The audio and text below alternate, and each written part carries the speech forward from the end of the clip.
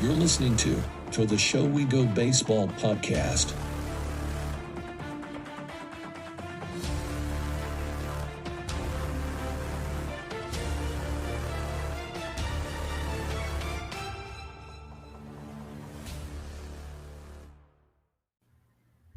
What's going on, everybody? Welcome into episode 30 of To the Show We Go. We got a full house today. It's Jamie Gatlin, Chris Henrique, and myself, Andrew Parker.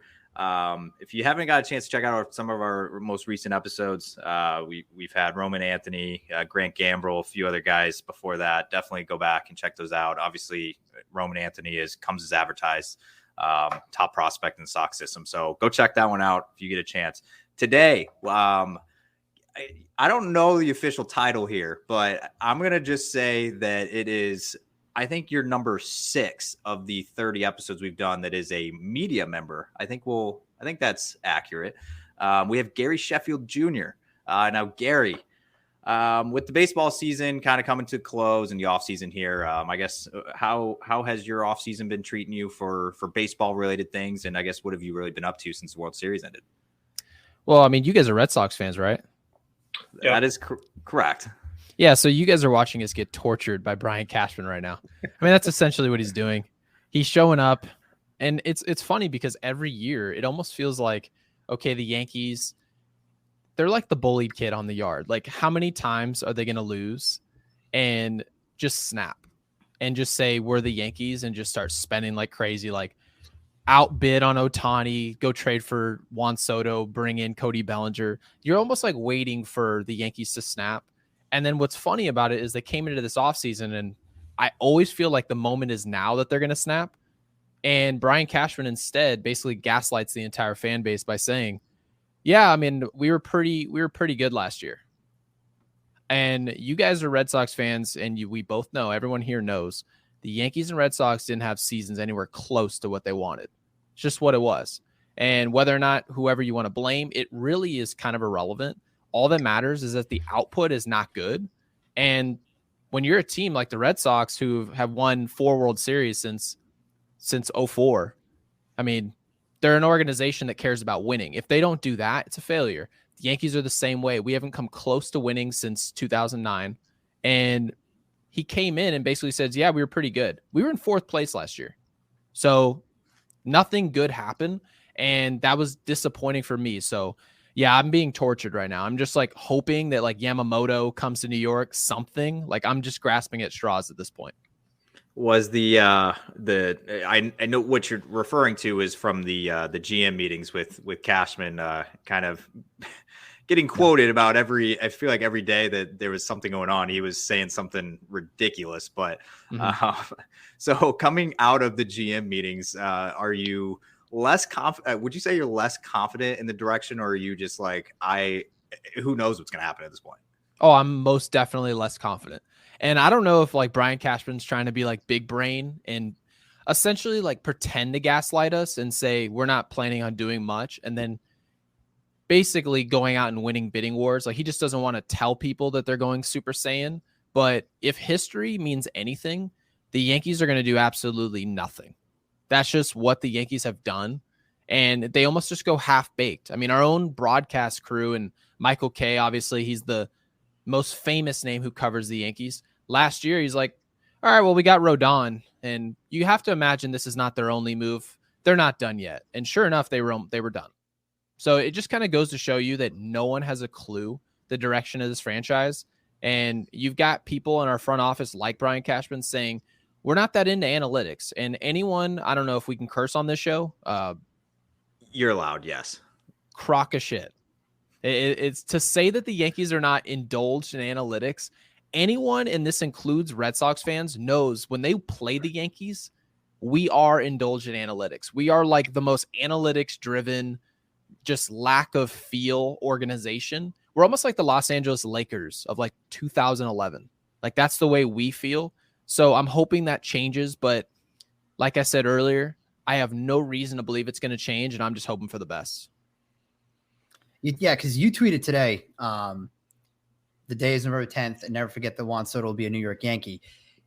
It feels like it makes sense, though, right? I mean, obviously, covering the Red Sox, you kind of want to see the Red Sox be involved in like juice like that, because it's better to cover teams that are in on these high profile players and or get them.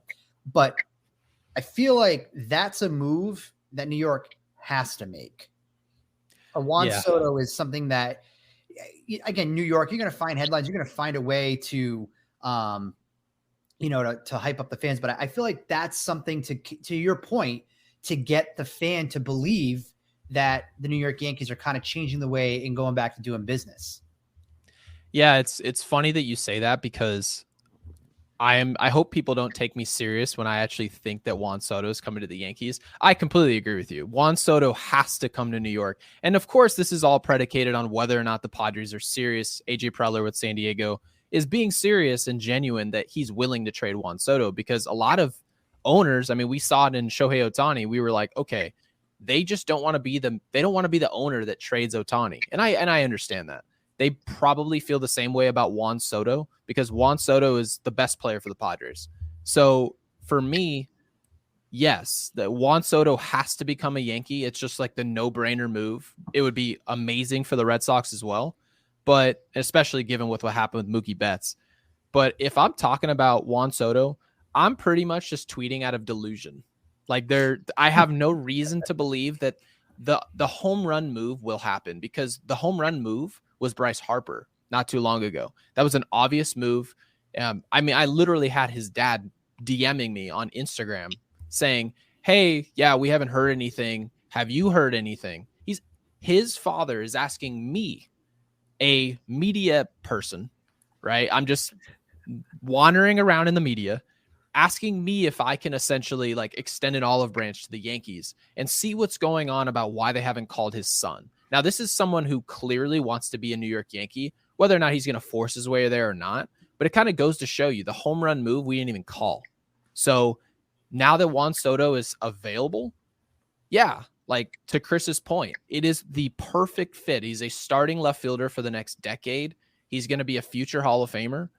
How can the New York Yankees not be in on this? And if they're not, I mean, I don't know why I'm doing podcasts if they're going to be not making moves like they're the Yankees. So it's disheartening. Who would be one player that, not the Sotos or, the big time free agents that you would want the Yankees to kind of target that people might not be talking about?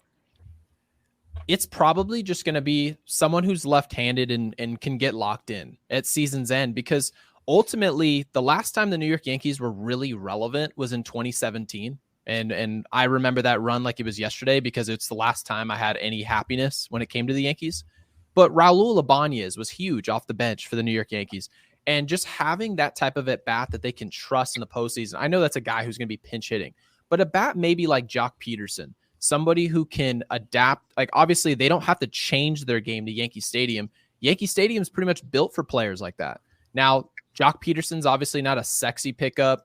Maybe a Jason Hayward in between when Jason Dominguez is not ready. Maybe someone like that. But the guys that are brought into the Yankees, they just situationally have to make sense. And when you look at the organization the last couple of years, they make moves that just don't make sense. Like, people who are not even really caring about the Yankees, like you three obviously are diehard Red Sox fans. You guys know the ins and outs of the organization, but you also are aware of what the Yankees are doing, and vice versa.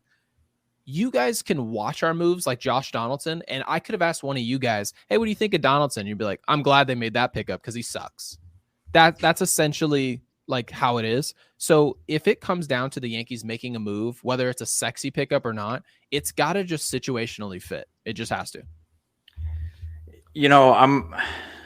I can't help but just go back to what you said earlier about there's a lot of similarities between the Red Sox and Yankees, just fan bases. I think like what you said earlier is like you don't really have like a lot of, I guess, hope or faith like going into the offseason. And honestly, if you took a peek on our Twitter feeds or whatever these days, Red Sox Nation is feeling the exact same way just because of the season that just happened. So there's a lot in common between the two. And I think it just comes with the territory being in the Northeast, and you just have people that care a little more. I don't know. They do. Yeah, it's a real thing. I grew up in St. Louis, so like I grew up in, I know the Cardinals kind of run deep through there. There's a good fan base out there for St. Louis, but it is nothing like the Philly, the New York, the Right. Boston markets. You just can't compare it. Like St. Louis is good, but this up here is crazy.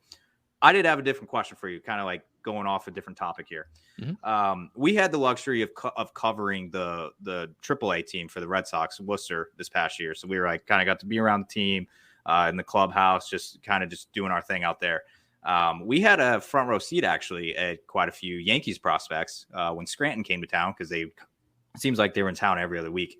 And a guy that absolutely torched the Woo Sox this year was Austin Wells. There's a few other guys that were pretty noticeable throughout the year, but are you a big prospect guy at all? And do you have anybody that you're kind of pretty high on that might not be like a Dominguez type prospect? Yeah, one guy, Spencer Jones. Spencer Jones actually is the guy. I like him better than Dominguez. And I know this doesn't look like the sexy pick considering what Dominguez did last year, but Spencer Jones is just the type of player that I'm looking for. I'm looking for a player who's athletic, someone who has size. And in my opinion, it's going to allow Aaron Judge essentially to get into a role either as a DH, which I would love. And I know no one wants to think about what happens 3 or 4 years down the road, because I mean, it's just not fun to do that. But at the same time, I am looking at the organization and what's best for this team. And what's best for this team is to have other outfield options that don't involve Brett Gardner and Clint Frazier and Esteban Florial. So if I can find prospects that I can put out in the outfield and trust, and Yankee Stadium obviously is going to help them, I'm going to believe in those guys. So Dominguez, Spencer Jones, but the big one to me being Spencer Jones. And if it's true of what I'm hearing about San Diego really wanting Dominguez for Soto, you go ahead and pack his bags tonight, and Spencer Jones is next up. So that's my guy. All right. When we were down there, I know he's not a prospect. Mm-hmm. We saw Jake Bauers hit a home run that I don't even think to this moment the ball has come down yet. He absolutely crushed that baseball. Other than we saw Bobby Dahlbeck hit one, which they said was like over 500 feet. I'll truly believe it if like they can prove that. But I've never seen another human hit a baseball that hard and that far that Jake Bauers hit one night. I think it was off of Paxton, wasn't it? Or wasn't it with I think it was one of Paxton's rehab starts. Sounds about right. Yeah. That sounds about right. Yeah. Yeah, I mean, if you've ever stood next to Bobby Dahlbeck, I believe he hit a ball 500 feet. That dude is a behemoth. Yeah, they got a if you ever get a chance, you go to minor league parks at Polar Park, out in left center, past like the berm. There's a red duck boat that's out there, and they claim it's like 500 feet. I don't know if it bounced to it, but he hit it off that thing. It was a massive shot. But Bauers, though, that thing. Never seen a dude hit a ball like that before. Yeah, and I love that you guys are even watching minor league baseball, because it kind of just goes to Andrew's point. People on the West Coast, and I'm not saying they're not big baseball fans, I just think that their quality of life, they're not as high strung, it's more relaxed, and people are just, it's the team that I support. They're going to watch the games. But for people on the East Coast, it's life or death. It is angry. It is tense. And there's also higher highs out on the East Coast. That's just what it is. Like, people are just so high strung, and a lot of times it's for the better. It just makes for a better, more fun fan base. But people on the West Coast, like, yeah, Dodgers fans might be watching their minor league team maybe a little bit, but like the Diamondbacks fans or Rockies fans, they don't really have much of a clue what's going on in high A or double A. They don't know that there's a berm in left center field. They don't know any of that stuff. So it is kind of cool just hearing people on the East Coast just being so tapped in to what's going on. So, but no, to answer your question earlier, I'm not big on prospects because these are the New York Yankees. They make more money than anybody. If it comes down to it, a prospect is amazing, but if I can get a sure thing, go ahead and ship them out the door.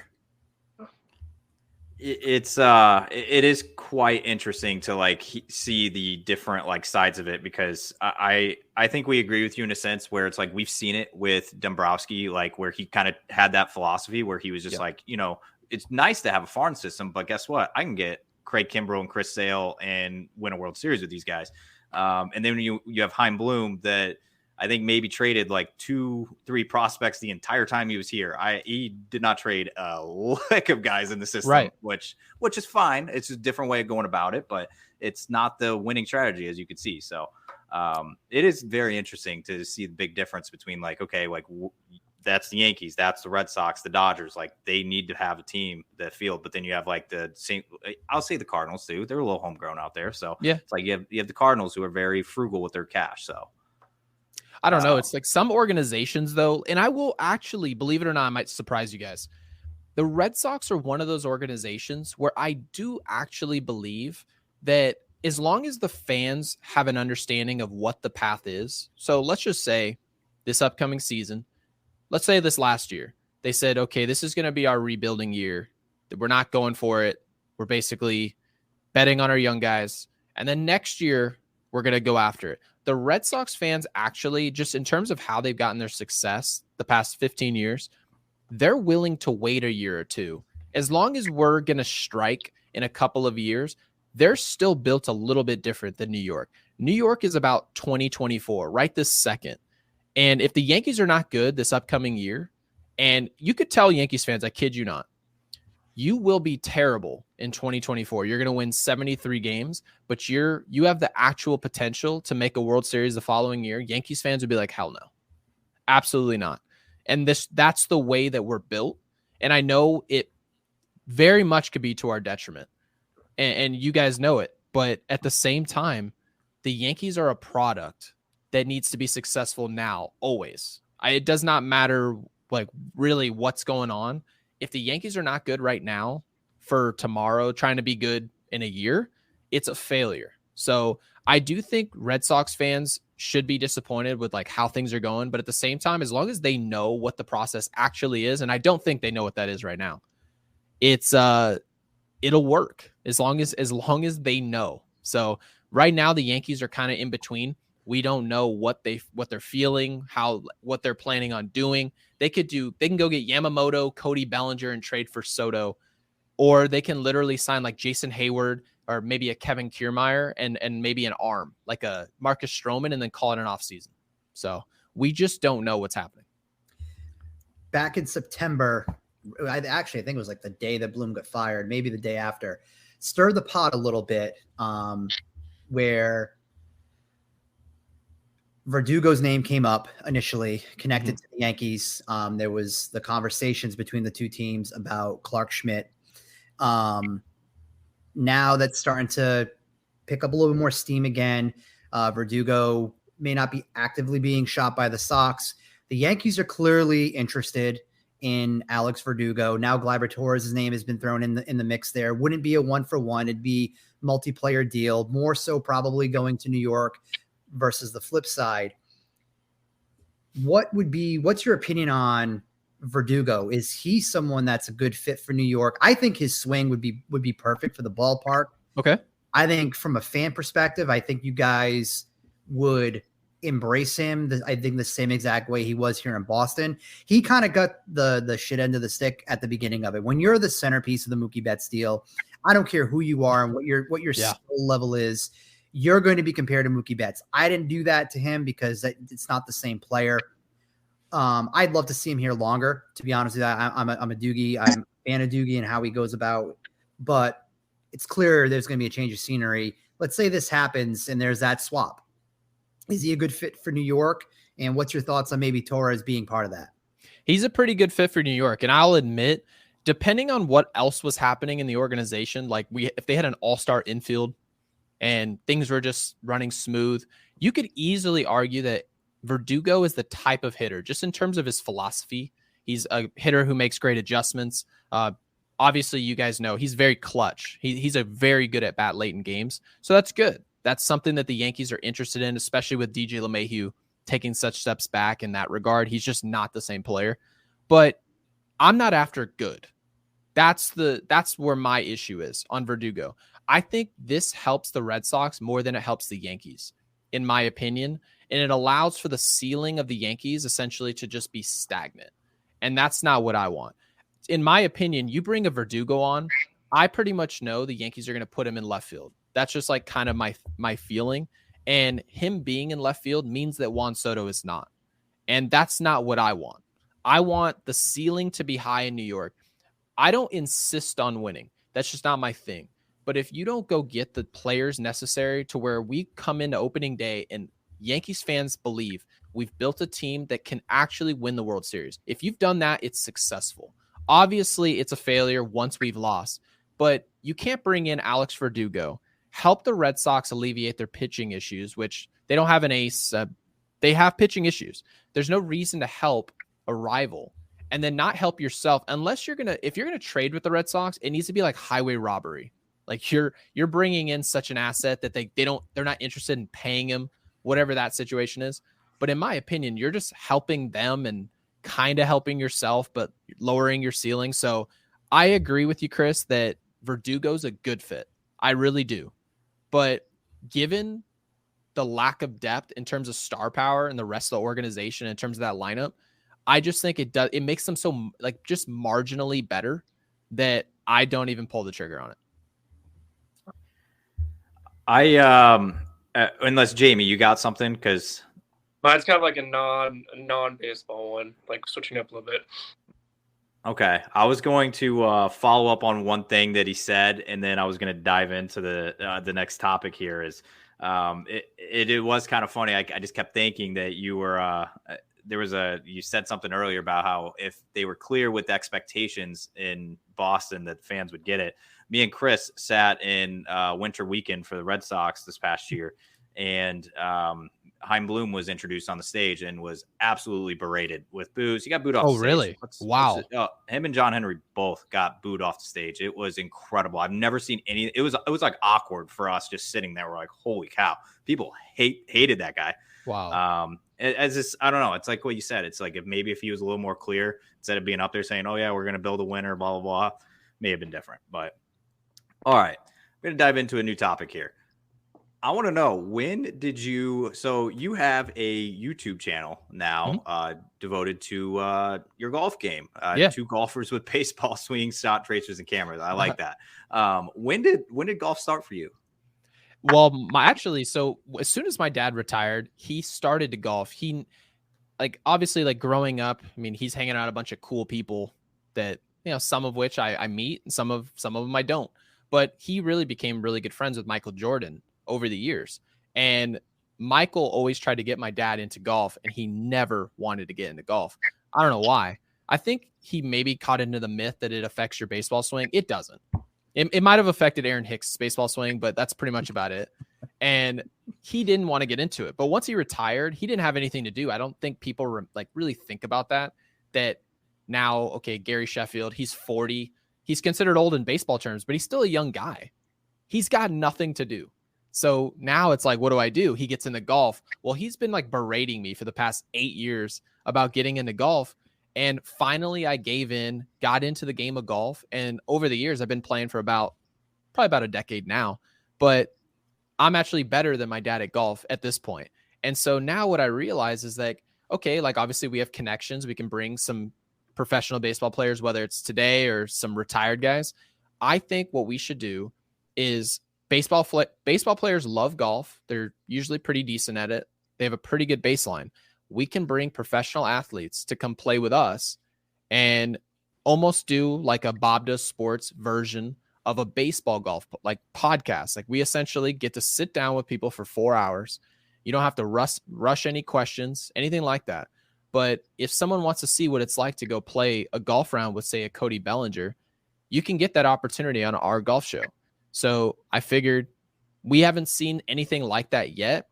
There's a ton of golf content out there, a ton of it that I love. And so we're trying to emulate them in a way, but at the same time, we want to do something a little different. So I feel like we're doing that and we're loving it so far. I'll tell you what, it's every single guy that we've gotten to talk to in the Red Sox system, just prospects alone, every single one of them is a golfer too. It's insane. Yeah. It's like, if you're a baseball player, you are a golfer these days. Whether it started up in COVID or you've been golfing forever, it's like these guys are all golfing, man. It's insane. There was clubs in the Woo Sox locker room every single day. Exactly. It's nuts. Mm-hmm. Oh yeah. And so it's just cool to see, because you guys know how it is, and you guys are in the media. Players are so used to being asked questions. Hey, you hit 310 this year. How do you feel? They've got to give you an answer of, well, I don't want to come across as cocky because the everyday person's going to say that I'm full of myself. So I've got to give some middle ground answer, right? You don't get a real understanding of how players tick, who they are as people, and getting them out there on the golf course. It's almost just a breath of fresh air, and they just get to be themselves. I tell them all the time, you come on our show, if you don't want something in there that maybe you said, whatever it is, you don't want any cursing on the show, we'll take it out. All types of stuff like that. But getting them out of a situation where just a mic is in their face, and there's still mics and cameras everywhere. But at the same time, it just allows you to see, okay, what is this person actually like? And I think that maybe the Players Tribune kind of has that, but they're not really having fun talking in the Players Tribune. So if golf is fun for baseball players, then we might as well just bring them out and record them. So that concept. So Andrew and I, this is our first full year, like we talked a little bit earlier, where we were able to really be in that environment. You know, we were at Polo Park. I got the opportunity to be at Fenway Park. Now seeing it from a completely different perspective from a fan, it's hard now for me to even classify myself as a Red Sox fan because I look at it so much differently. You know what I mean? Like It's not the same for me anymore. But we always talk about exactly what you just said is how you can go about showcasing someone. I can go right now, Baseball Reference, and see what your dad batted over the course of his career, but that doesn't tell the story of who he is off the field, what he likes to do. And that's the part of the stuff that I feel that if Major League Baseball can get their hands around better to showcase these players, they will grow the game exponentially. World Baseball Classic, awesome. It really did a great thing for baseball, but highlight these players other than dudes who just swing a baseball bat and throw a 100-mile-an-hour fastball. And that what you're doing, which is in that perspective, to me, is so much more value than, hey, nice job. You went 3 for 4. Great. You know what I mean? Tomorrow you're going to play. You might go 0 for 10 over the next 3 games, and people are going to forget you went 3 for 4 the other night. You know what I mean? Yeah, it's a different way to be covered. And obviously, most professional athletes, it's kind of an unwritten rule in this field, and you guys are in the same field I am, is that, okay, this player played well. I'll talk about how he played well. That's common. But then a player will play poorly, and then you'll basically keep it middle ground. Hey, you're not playing well, but you keep it very professional. That player is more likely to like you. But if you're the type of person that the player's not playing well, like we'll use Aaron Hicks as a perfect example. I've mentioned many times prior, he's not playing well. I want a solution, like as in a new player to come in here and play.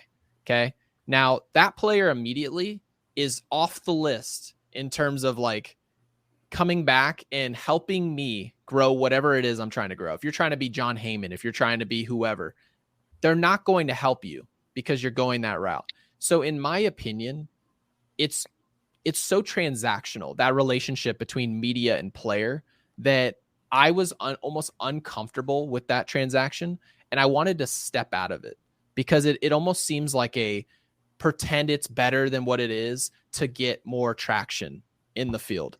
And that's something that bothered me. And so what I could do is, if I do this channel, I don't need Cody Bellinger to shoot 2 under.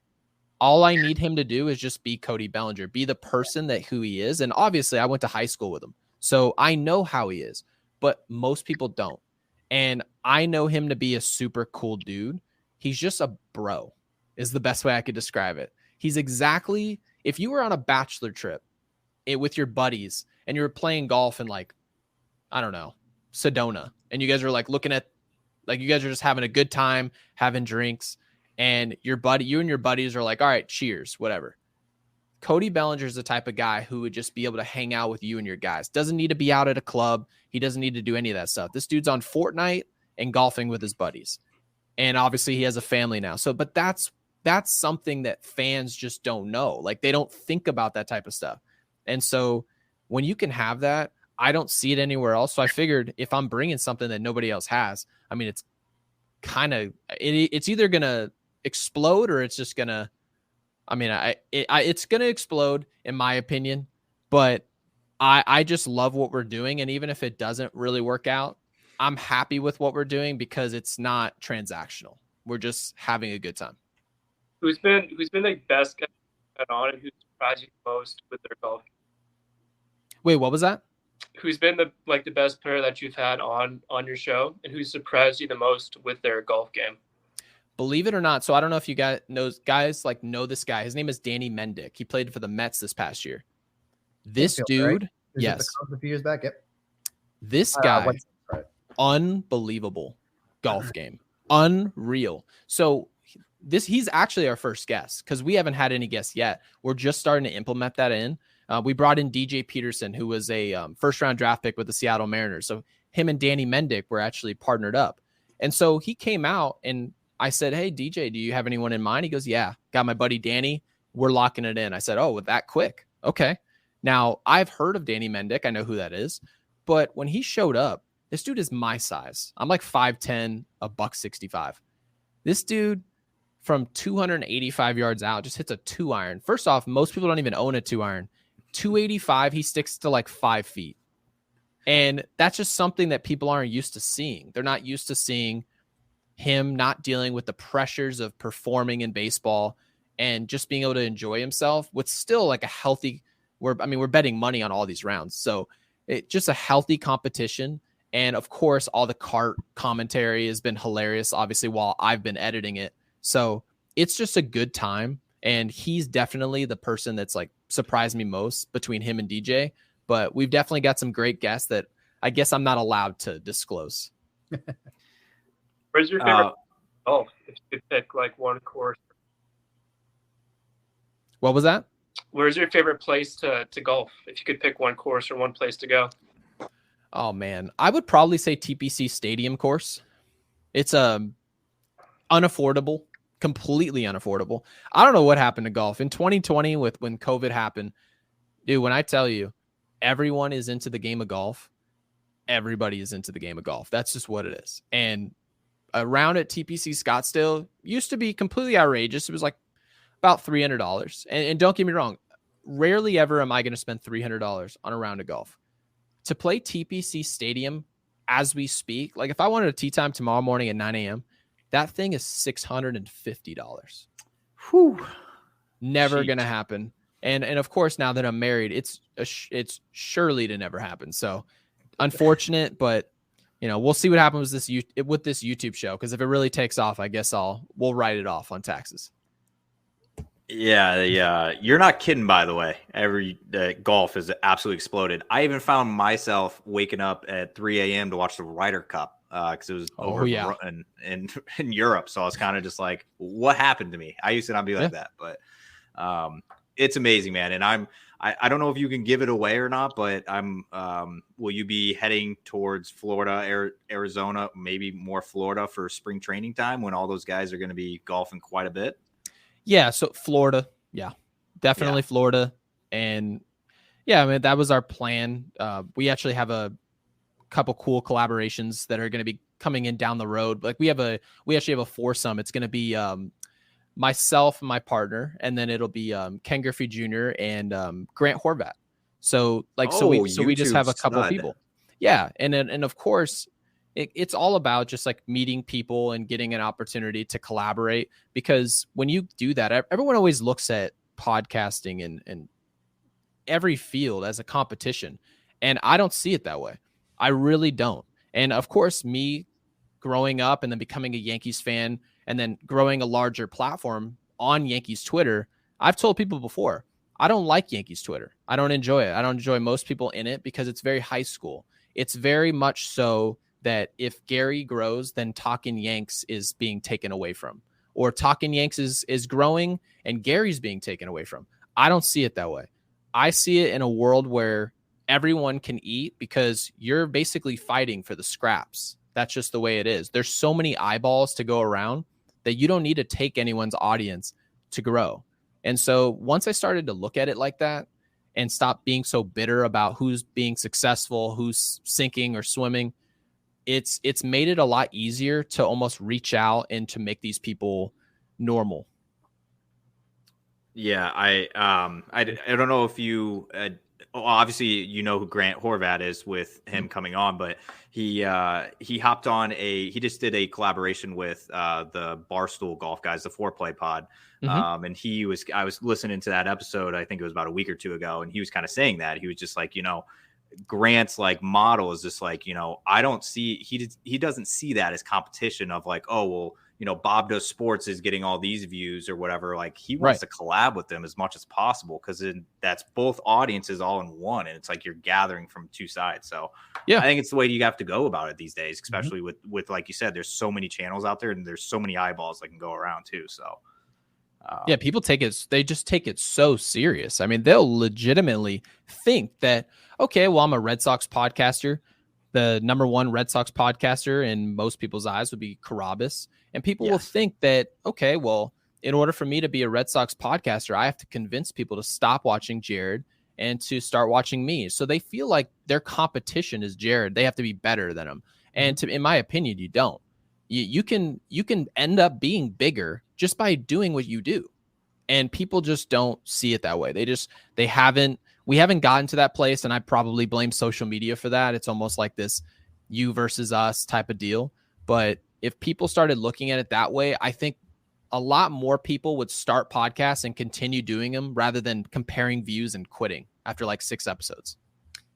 Yeah, I think to your point, if you're trying to be someone else and you're not being who you are, and people are going to read that, you know what I mean? People are smart. If they can immediately tell that that's not who you are, they're just not going to, they're not going to follow you. They're not going to watch you. I'm a big believer of relatability. I think that if you can have relatability to your audience, like you're doing sports media, 18 to 35, maybe push it to like 40. Yeah. That's who you need to hit. And if they can't relate to you, they have to like you, but if they can't relate to you, then you're doing it wrong, and even doing like we have, our podcasting is not our bread and butter. We do a ton of social media. We do writing, things like that. But I think we're just trying to carve our own little niche right now. And that's why even like just reaching out to you and just kind of having you on, you're not just baseball. You do something else. You do golf. It's cool to get a different, diverse outlook on sports outside the realm of just the Sox. So everything you just said, that's like music to my ears. Yeah. When I saw you guys were Sox fans, I was like, hallelujah. Because if you guys knew how many Yankees podcasts I hopped on, oh my gosh. So like the fact that we even dabbled in Red Sox baseball, it's like a breath of fresh air, to be quite honest with you. And just like nice to see, because usually what happens is like I hop on a Yankees podcast and they're so understanding of like everything that's happening. I'm like, why do you need me? Like they know, like they obviously they know all the quotes. They're like, I don't know if you saw what Brian Cashman said. I think like it's more so of like trying to get my quote about something that was said rather than a conversation. And so like obviously being here, it was so different. So yeah, I appreciate you guys. I mean, can't really we didn't know. We were kind of like coming in, we're like, do we even like talk Red Sox? Like, is he gonna like, absolutely hate this or like? Yeah, I said to the guys, I'm like, I'm not bringing up Sox. Look, we're gonna keep it Yankees. We'll talk whatever. He brings up Sox, we'll bring it up. I think it's it's cool to get that outside perspective, and just kind of talk. We've been talking Red Sox for the last, I think I've been blogging now 4 years, but we've been hardcore now recording for about a year, and it's just like, I hate the Yankees. I grew up despising the New York Yankees, but I kind of want to talk some Yankees baseball, and we got to do that today. So, yeah. And right now we're both just butt cheeks. The Red Sox and Yankees are just not, they're not where they need to be. I wouldn't say the Yankees are a bad baseball team. I would just say in relation to where the expectations should be, they're terrible. They're just a mediocre baseball team. Given what they're paying, they're bad. And obviously I want the Red Sox to be good, and I want to beat them in the end. I don't want to see the Houston Astros be our rival. I don't want to see the Astros being this team that, okay, if we want to win the World Series, we got to beat them. I understand the Astros have been there. They've done it, and they're a consistent juggernaut. I got it. But it's not the same as Yankees Red Sox. It never will be. And the whole Altuve thing, to me, it's run its course. That whole cheating scandal, I've seen enough of it. Yankees Red Sox is forever. You guys need to be good, but not great, and we need to be great. That's just how I like to see it. I'm sure you guys feel the same way. I was saying even before we recorded, it's, what's it going to take other than really both these teams going back to, you'll never be able to replicate early 2000 baseball. Like that will always be a moment in time for baseball, Ortiz, Ramirez, that style of Red Sox teams to what the Yankees had. Mm-hmm. Obviously what we saw in 04, 03, that just crushing heartbreak. What happened in 04? Yeah, they won some big. What happened in 03? Well, that 03 to me, that's my Bucky Dent moment. I'm not old enough to handle the Bucky Dent piece. I wasn't around for that. But even, I remember the ALCS when Jose Offerman was playing second base, and there was the phantom tag to Chuck Knobloch, and just, I want to see the Red Sox and Yankees baseball get back to the level of just where it's not a rivalry between the fan base. I want to see that passion on that baseball field, and we just haven't had that in such a long time. And baseball needs that, but these two franchise needs that. Yeah, and believe it or not, it starts with the front office. And part of the reason why you saw Red Sox fans showing up and booing in droves is because Red Sox fans don't know what the path is. They are not told what's happening. They don't know if they're going to be aggressive. Is Shohei Ohtani on the table? Is he not? Is Juan Soto on the table? Is he not? No one has a clue. The Red Sox can come out and drop $425 million on Ohtani tomorrow. It could happen. Like, legitimately, Red Sox fans are talking about it actually more than we are. That's how much it could happen. And New Balance, actually, I believe they're founded in Boston. I think their headquarters is there. So it makes a ton of sense from Ohtani's point of view. But the reason it doesn't is because the Red Sox aren't winning. That's essentially the only reason why you can say that Ohtani wouldn't consider Boston, maybe the East Coast thing. But I don't know. It's just tough because if the Red Sox ultimately decided, okay, this is the year we're going for, or we'll let you know this is not, next year is, and then the Yankees decide that Juan Soto is a can't-miss guy, we have to have him, they go get him. The Yankees sign Juan Soto, I assume we'll see Yankees-Red Sox again in the next 3 years. That's my assumption.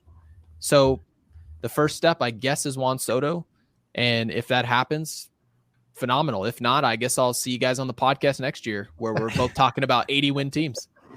I'll tell you what, man. It's 2021 was, I know it wasn't a great ending for either one of our teams, but 2021, that was as close as it's gotten to Red Sox Yankees. Like, that playoff game was incredible. And my fiance is not a baseball gal. She grew up in St. Louis, so I guess she was a Cardinals fan, but I watched that game with her in downtown Boston, and she was like screaming. And I'm like, I looked at her, I'm like, what the hell is going on?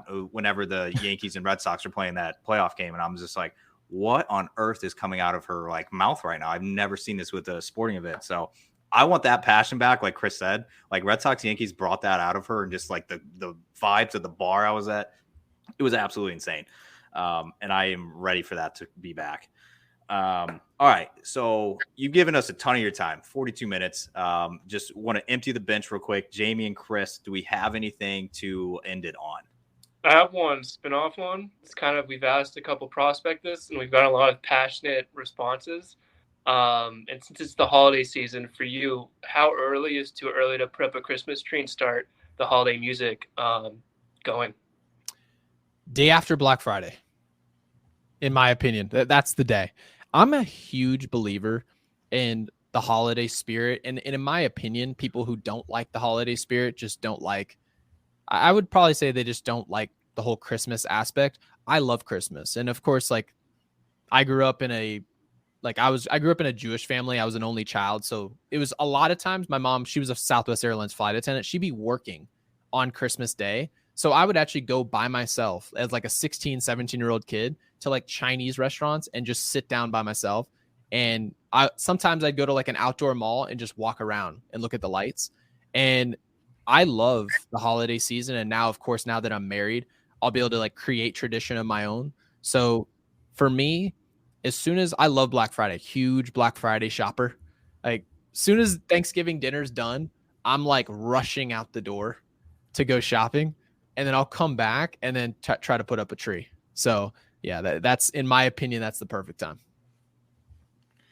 Now, Chris, what are we emptying it here? Let's see. We talked baseball. We talked some golf. When you're not, when you get to just kind of unwind, you're not doing any social, you could just be you. What does that kind of look like? Are you big into TV? Is it Netflix, Hulu? You just like to, what does a downtime look like for you? Oh man, probably just movies. And I'm actually, what's funny is Twitter. I feel like Twitter is almost an exhausting way of life. And especially like, of course, as things grow, like I guess 99% of the time you'll see negativity. It's really not that big of a deal. And you'll just like kind of scroll by it. But I think like anybody else, I have terrible days.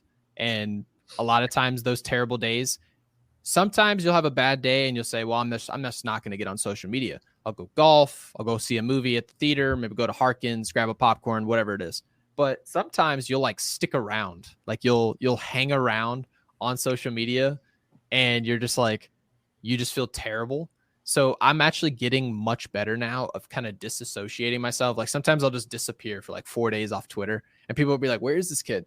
And I'm like, I kind of forget that people do think you like live on the internet. Like they think that that's you. So I try to disassociate myself by way of golf. And that's partially why I'm turning this into a business, because now like what can be turned as like a negative and just getting too involved in like arguing with people on social media, I can just turn around and create something else that actually has value to me. And then of course, spending time with my wife. So that's pretty much it. Cool. Well, Gary, I'm definitely going to be checking into your YouTube channel. Thank you. I appreciate that. That is two of my favorite things, by the way. Like, and I think a lot of baseball fans can relate to that. And just anything is, like you said, golf, everybody watches it, plays it, some capacity. It's in their life. It's some capacity, even if it's very little. So I actually can't wait to see it. And thank you. I'm ready to see some of those names come up, and I know you can't really dive into it, but I'm definitely going to be subscribing. So thank you. But thank you so much for joining us. And it's been an absolute pleasure. Yeah, I appreciate that. And you guys know, like, content creation is just so difficult. It feels like you're exposing yourself. Is this episode going to be good? Is this one going to be good? How do I need to edit it? It's never ready. That's just like kind of the way you feel, especially when you're starting. So, and I'm no different. I start a YouTube show. I'll turn it on. I'm like, well, are these few people that can't stand me going to go in there and like spam the dislike button? Like you have all these like insecurities about what you're putting out there. And so like, obviously when you have people who do support it, it makes you feel really good. So I appreciate that. Absolutely. Like I said, we'll be tuning in, especially with your episode with Danny Mendick. We obviously, I'm pretty sure we saw him this past year in Worcester with Syracuse. So definitely going to be checking that one out and all the future ones. But thank you so much for hopping on. Of course. Thank you guys.